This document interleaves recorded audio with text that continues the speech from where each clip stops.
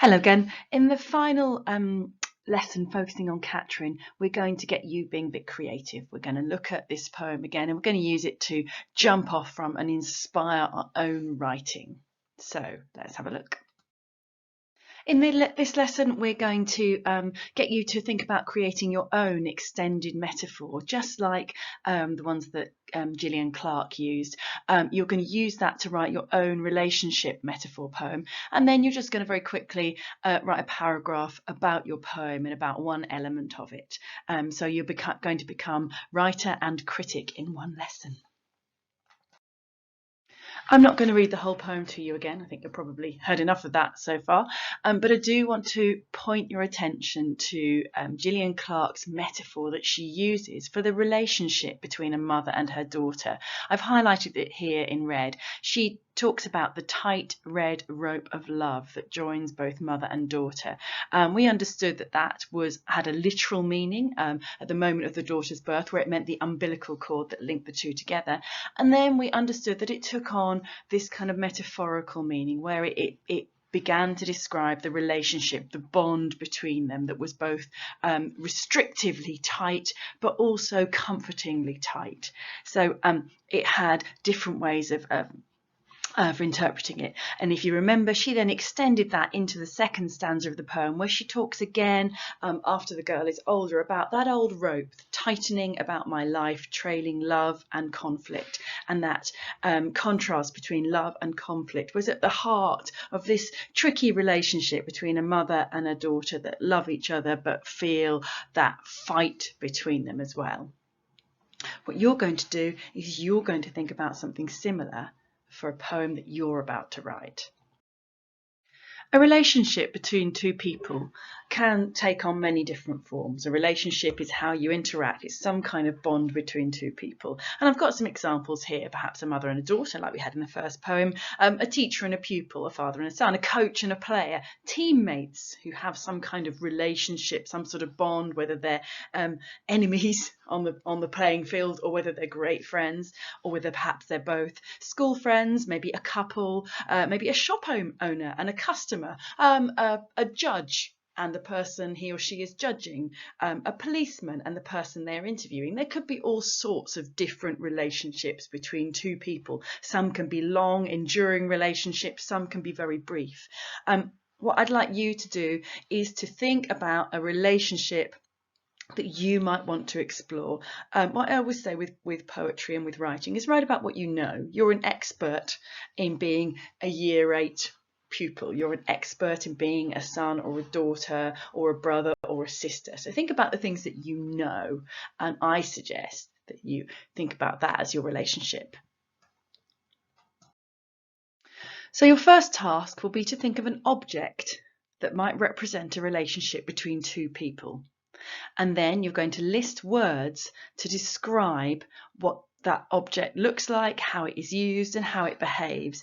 And this will be your kind of inspiration to jump off from in your poem. So I've got here a picture of a piece of torn plastic bag. It's stuck in a tree, it's being blown by the wind, it's ripped, it's torn, it's shredded, it is buffeted about and torn even more as the wind blows. It looks rather beautiful, but it looks frail and ragged.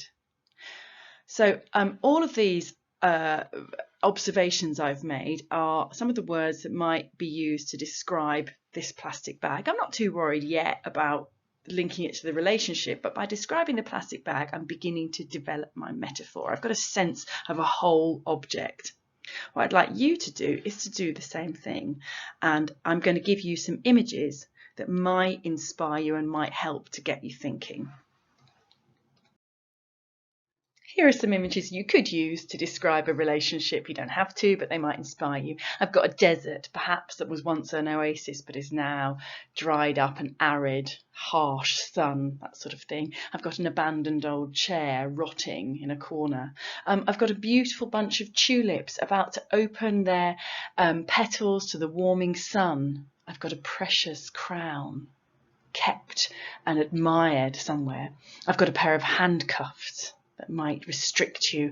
I've got a sapling, a tiny, tiny, tiny tree growing, fragile, but has the potential to be something wonderful. I've got a chipped old mug, either ignored in the cupboard or perhaps, even though it doesn't look great, is familiar and comfortable and something that we love. I've got a strong oak tree in the evening light, and I've got a lovely warming cup of hot chocolate.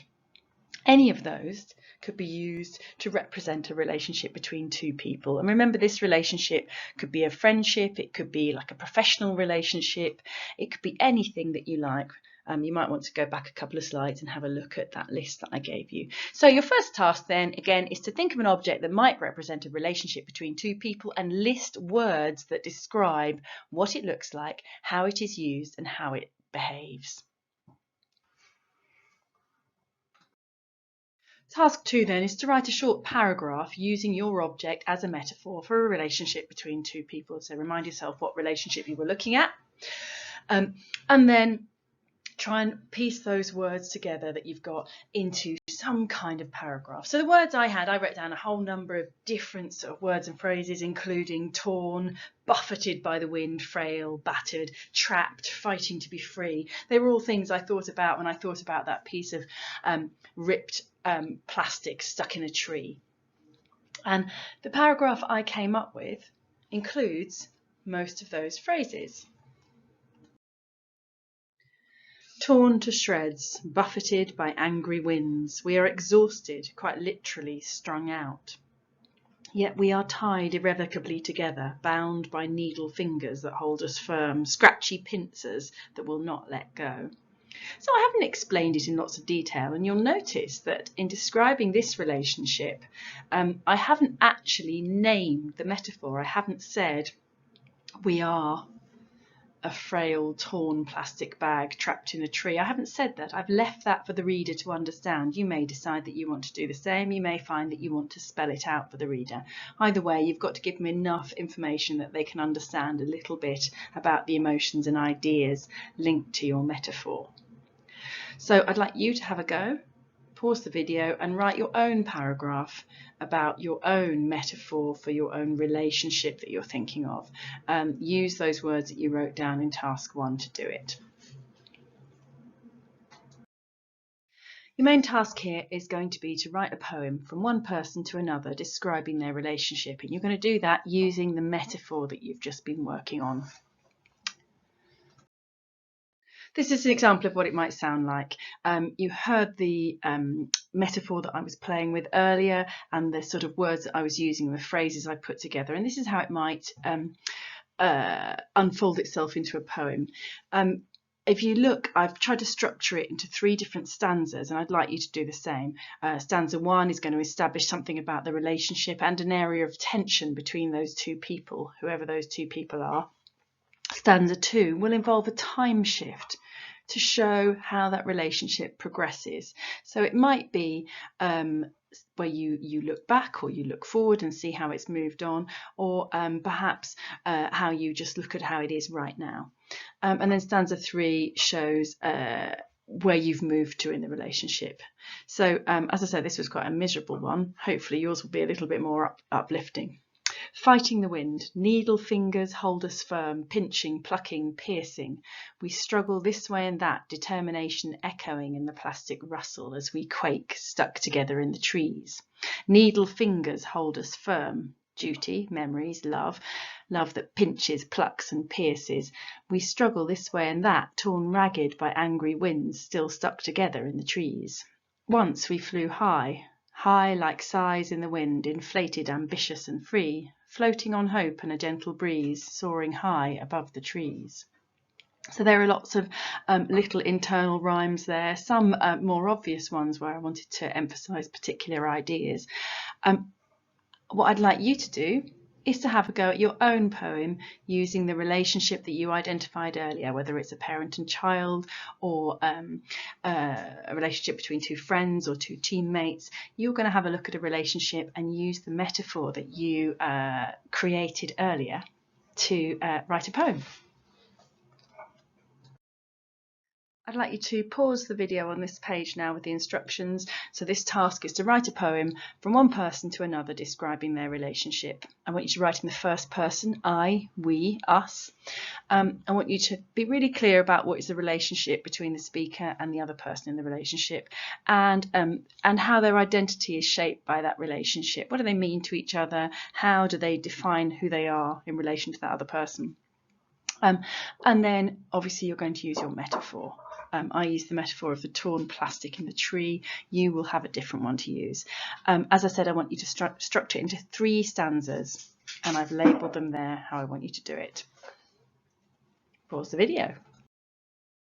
I've made this final task an optional task because I think your poem might have taken you quite a long time to write. So it'd be great if you could do this, but if you've used, all the time writing your fantastic poem, then this is an optional extra only. So task 4 would be to write a paragraph to explain the metaphor you've used in your poem and how it helps to explain a relationship between 2 people. So this is a paragraph I wrote. If you have time, it would be lovely to hear your own thoughts. So this was mine. I said, I've used the extended metaphor of a plastic bag trapped in a tree to describe a struggling relationship between 2 people.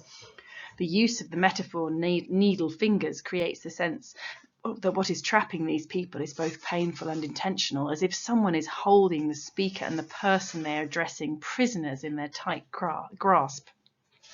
I wanted readers to appreciate the piercing pain of feeling trapped by this image. And this is reinforced by the repetition of the image in the second stanza, suggesting that the pain and imprisonment is ongoing.